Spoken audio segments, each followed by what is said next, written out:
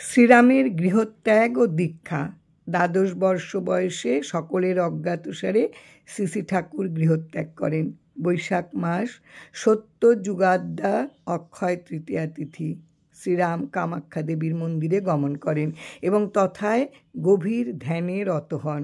অকস্মাৎ গভীর রাতে পূর্বোক্ত স্বপ্নদৃষ্ট গুরুর আহ্বানে তার ধ্যানমগ্ন ভঙ্গ হয়। যাহার উদ্দীপনায় গৃহত্যাগ করিয়াছেন, যাহাকে অন্তরে অন্তরে কেবলই খোঁজ করিতেছেন, তিনি সম্মুখে আসিয়া উপস্থিত হইলেন। পরম দয়াল শ্রীরাম তার গুরুচরণে লুটাইয়া পড়িলেন।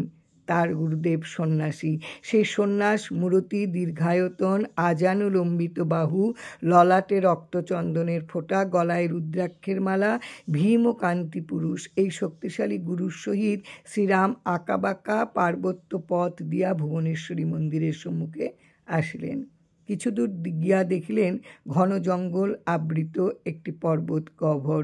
শ্রীরামকে অনুসরণ করিতে ইঙ্গিত দিয়া সন্ন্যাসী গুরু এই গুহায় প্রবেশ করিলেন। যন্ত্র পুত্তলিকার মতন শ্রীরামও তার পিছন পিছন উক্ত পর্বত গুহায় প্রবেশ করলেন। জয় রাম, জয় রাম। গুরু কৃপা হি কেবলম।